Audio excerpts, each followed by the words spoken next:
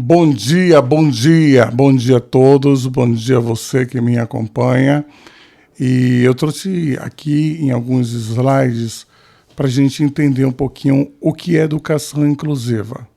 Eu sei que existem várias literaturas, existem vários professores e publicações, e eu, enquanto escritor, enquanto pessoa que também trabalha na área da educação, doutor em educação da área de diversidade e educação, eu gostaria de estar dividindo com você.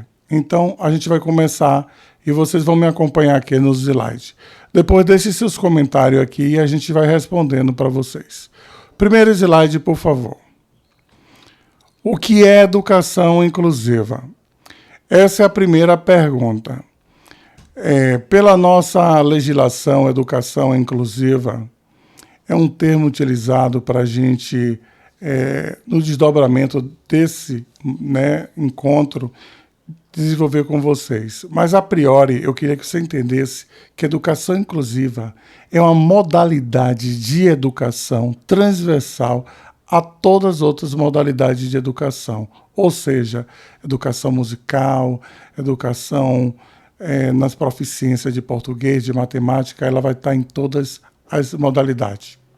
Próximo. Slide 2.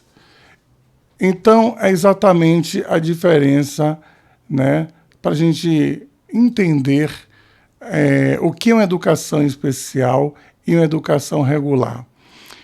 Talvez nos anos 80 fosse mais fácil para eu explicar para vocês o que seria uma educação especial e uma educação inclusiva.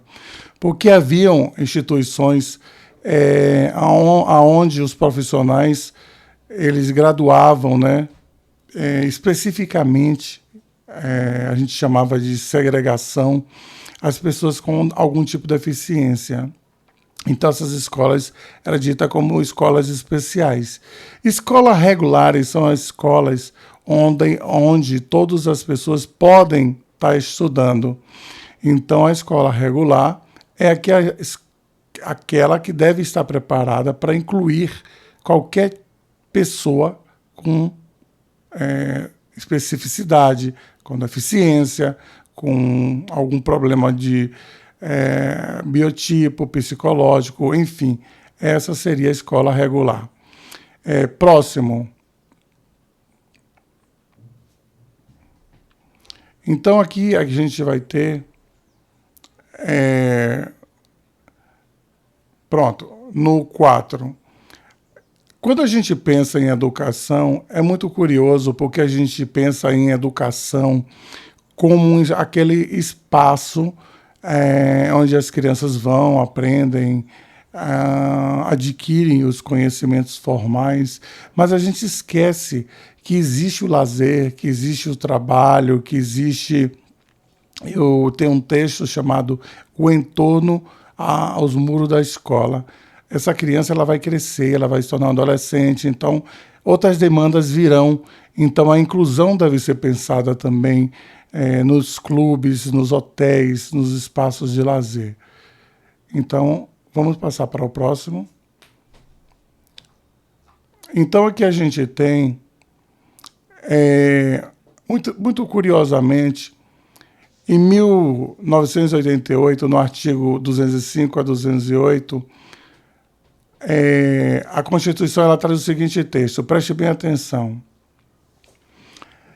Olha, preste bem atenção, diz assim, o artigo 205, a educação é dever do Estado e da família para o trabalho e a plena cidadania. É muito curioso porque ninguém se educa, ninguém entra no curso técnico que não seja pensando no futuro, na perspectiva, mais uma vez, na projeção ao trabalho, à cidadania. E a cidadania é muita coisa, é um adjetivo, se eu posso chamar assim, é uma palavra que traz, uma palavra guarda-chuva, que traz muitos significados.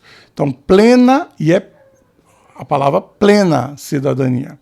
Então, educar, que é dever do Estado e da família, é buscando inseri-lo no trabalho, no mercado de trabalho e também dentro da plena cidadania. Vamos ao próximo. A 6. A Lei 7853. Aí você vai ter a primeira lei que vai regulamentar esses artigos que já estão previstos lá na Constituição. E aí você vai ter, né, os direitos individuais, coletivo. Engraçado que lá ainda fala portador de deficiência. Portador é alguém que porta, né? Você porta uma bolsa, você tira a bolsa. E uma deficiência você não porta, você não tira, você não bota. Então, o termo devidamente correto é pessoa com deficiência. Mas nós vamos falar isso mais adiante. Próximo slide, por favor. A Carta de Salamanca, ela vem ser um marco, porque a partir daí, essa Carta de Salamanca, que era para ser tratado vários temas, e se voltou à questão da inclusão, e a palavra inclusão passa a ser evidenciado nesse momento, e o modelo também, né, o modelo social da deficiência. A deficiência não é mais do indivíduo, a deficiência passa a ser um problema social. Então, se eu não consigo alcançar um espaço público, o problema não está na minha limitação, e sim na limitação do espaço social. Esse é o modelo social, diferente do modelo médico, que vai diagnosticar a minha questão e, de certa forma, me responsabilizar pela minha limitação. Por favor, depois da Carta de Salamanca, que foi importante em 1994, vem o próximo slide.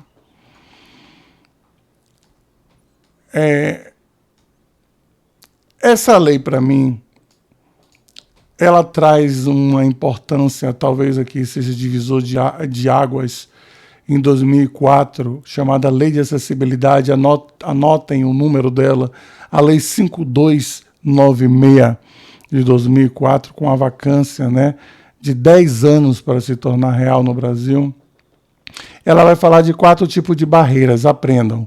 A barreira arquitetônica, que diz a respeito às barreiras, digamos, de orelhão, que está mais alto ou mais baixo, se ainda existe orelhões, né? Se ele vai falar sobre, digamos assim, os logradouros que estão sem um balcão, por exemplo, né, que está muito alto para uma pessoa que tem uma estatura muito pequena. Então, todas essas questões têm a ver com arquitetura. Outra barreira é a urbanística, que diz respeito a esses bueiros abertos, essas pistas táteis que levam ao poste, a uma árvore. Então, elas são colocadas de forma inadequada. E a barreira comunicacional, que diz o seguinte, que você deve trazer, isso está até no Código do Consumidor, que eu trato no meu 5º livro, né? A transversalidade da acessibilidade nos diversos ramos do direito. E aí eu trago o direito do consumidor, eu apresento os artigos que garante um dos princípios, o princípio da informação. Então, por exemplo, toda medicação, pode pegar uma medicação em sua casa, ela tem que vir em braille. Mas então, toda informação, as pessoas com deficiência auditiva, deficiência visual, deficiência física, toda informação, toda forma de comunicação, os sites, né? Hoje, sites públicos não são acessíveis. É incrível, eles são imagens. Então, clique aqui, como é que a gente vai usar o mouse em uma pessoa com deficiência visual. E várias outras formas de barreiras comunicacional. E a 4ª barreira prevista na Lei de Acessibilidade é a barreira de transporte. Os transportes deveriam até 2014, porque foi 2004 e 2014, tem a vacância, né, contemplada. E a gente vê que até hoje existe problema de transportes. E aí eu vou colocar só mais uma barreira que está no meu livro, nos meus livros, depois eu vou colocar aqui no meu Instagram, quem quiser adquirir. que eu falo da barreira atitudinal, que é uma barreira mais perigosa, que ela é invisível, é aquela barreira velada, né? Aquela pessoa que pergunta, e você come, e você anda, e você fala, e começa a gritar no seu ouvido como se você tivesse uma deficiência auditiva. Então, cada deficiência tem uma especificidade. Pronto, próximo. Aqui, a gente... desculpa, é a lei 9. É o 9. Nesse slide 9 aqui, traz a Declaração Universal do Direito das Pessoas com Deficiência. Esse tratado é universal. O Brasil é signatário e traz muitas coisas que você, pai, mãe, professor, advogado, deve ler. Obrigatório, leitura obrigatória. E eu só vou falar o lema: nada sobre nós sem nós. Então, eu acho que essas pistas táteis colocadas erradas nas calçadas, esses problemas que existem é porque as pessoas de direito, né, que vão utilizar não são consultadas. Então, fica aí esclarecido, né, essa declaração. Vamos agora passar para o próximo slide, por favor. Aqui a lei 10, o slide 10, perdão, fala do Estatuto da Pessoa com Deficiência. Ele dispõe sobre a plena capacidade da pessoa com deficiência. É muito curioso porque a partir de 2002, as pessoas com deficiência, eles vão ganhar plena capacidade de direito. Eu vou pedir para vocês perceberem que esse estatuto, ele vem, na verdade, ratificar tudo que já foi dito. Ele só não traz algo que eu critico. Ele não traz uma reclusão, ele não traz uma previsão secundária. Então, gravem essa lei, 13.146, e leiam com cuidado. Em outro momento, eu vou estar gravando especificamente sobre o Estatuto. Então, vamos lá, próximo slide. O próximo slide ele é muito curioso, porque eu vou trazer para vocês, eu estou acompanhando aqui pelo meu slide, e ele vai trazer exatamente, só um minutinho, por favor, aqui, só um minutinho, pronto, aqui. Eu acho que esses temas agora me interessam muito e vai impressionar muito a você. Poucas pessoas falam sobre isso. Estigma e preconceito. Para a leitura de estigma, eu vou indicar o livro de Evan Goffman. Gravem, Evan Goffman. Esse livro Estigma, ele fala exatamente de algo que é estrutural, que você nasce e já está lá. Eu vou dar um exemplo geral, 2 exemplos. Todo baiano é preguiçoso.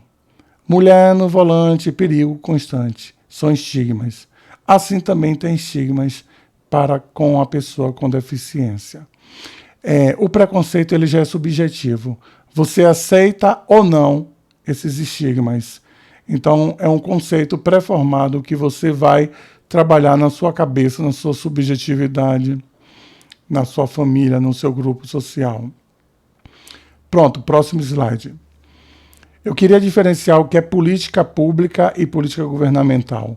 A política governamental, ela diz respeito a um governo, digamos, 4 anos. Ele ali tem uma ponte que está sendo construída de um lado para o outro pelo ex-governante. E ele vai colocar, né, aquela construção que foi gasta muito dinheiro em esquecimento e vai começar uma nova. Por quê? Porque ele precisa que leve o nome dele para que ele receba todos os bônus, para que ele seja responsável. Então, a política pública é como a política da Previdência, a política do trabalho, são políticas que, para serem modificadas, precisa de mais de muitos votos do deputado. Então, são leis pétreas e fazem parte de uma política pública que, independente do governo que entre ou saia, ela vai permanecer.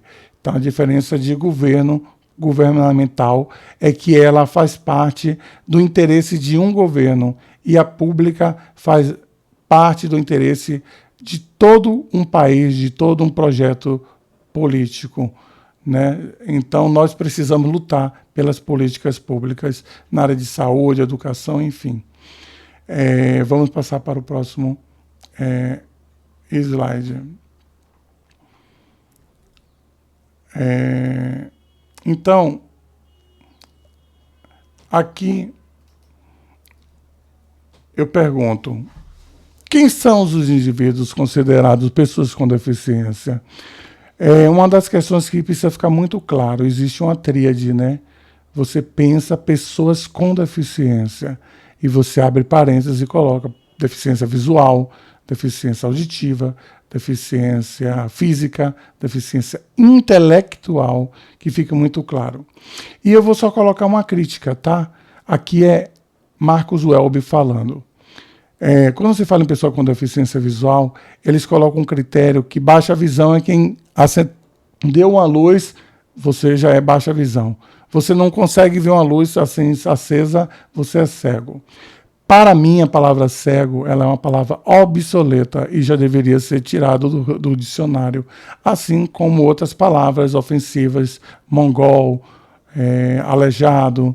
Então, para mim, cego está no mesmo caminho pelo princípio da analogia, da razoabilidade, proporcionalidade. Então, eu não utilizaria esse termo dentro de uma perspectiva de avançar nessas questões, né, de princípio da dignidade, da não vulnerabilidade.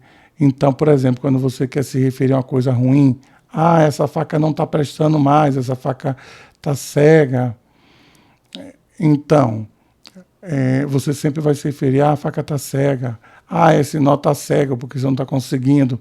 Então, para mim, a palavra cego, se você for lá no dicionário, é obsoleta. Mas é a opinião de Marcos Welby, a legislação ainda usa essas duas diferenças, cego e baixa visão. Tá? Próximo slide. A tecnologia assistiva. A tecnologia assistiva ela é muito interessante. Existe um óculos hoje de inteligência artificial, eu não vou poder mostrar aqui, mas em outro vídeo eu mostro. Existem alguns aplicativos também no celular, Be My Eyes, o Orcan, né, que é esse óculos inteligente, que você consegue, a pessoa com deficiência, perceber a cédula, consegue ler livros, consegue perceber o ambiente. Então é como se devolvesse a forma de enxergar as pessoas que não têm a retina. E, por exemplo, a pessoa cadeirante, a pessoa com deficiência auditiva também tem, né? Eu conheço uma família com deficiência auditiva que quando a campainha toca na casa dele, todas as luzes acendem para avisar que a campainha está tocando. Então, assim, existem muitas tecnologias, carros adaptados para deficiente físico, enfim, muitas tecnologias assistivas que podem auxiliar tanto as caras quanto as baratas. Próximo slide.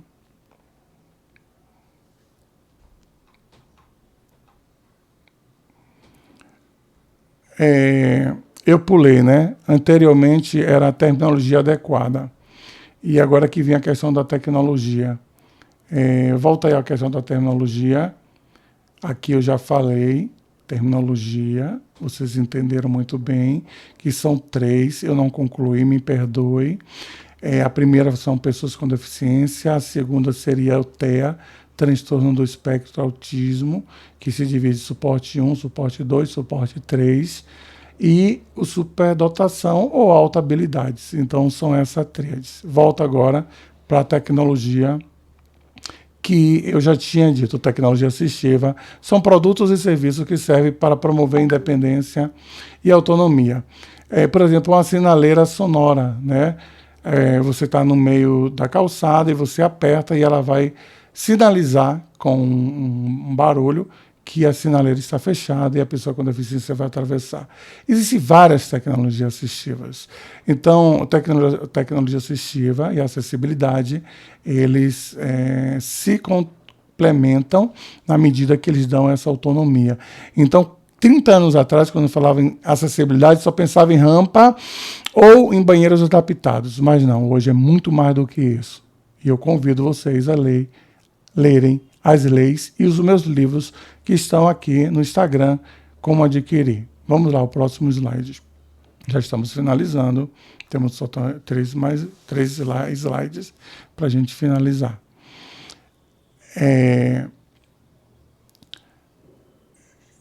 Então, assim, eu queria falar aqui, família e projeção social. A família é fundamental. A família é tudo, porque a família é um micro, né, parte desse tecido. Então, nós precisamos entender que a família é fundamental. E a projeção, como você vai projetar esse filho, essa família também vai ser fundamental. Se esse filho vai para um estudo, se esse filho vai para algum lugar ao qual ele deseje, precisa muito do apoio da família. Próximo slide, a gente já está finalizando. Então, as especificidades. Eu preciso muito pontuar isso, porque aqui tem vários, vocês estão vendo que existem vários tipos de deficiências aí, pode printar. E é muito triste quando alguém diz assim, toda pessoa com deficiência auditiva é igual, né? Faz um pacotão. Toda pessoa com deficiência visual fala alto. Isso é um pacote, isso não é necessário, isso vai muito da formação, do interesse. Todo autismo é igual. Não, não é verdade.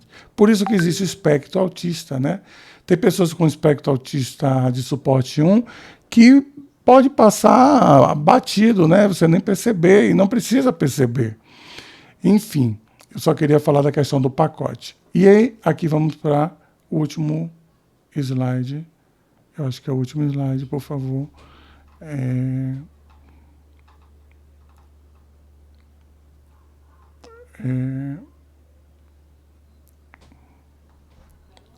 Obrigado. Eu quero agradecer a todos vocês e convidar para conhecer um pouquinho mais do meu Instagram. Visitem, passeiem nele e deixem seus comentários nessa minha live. Beijo para todos.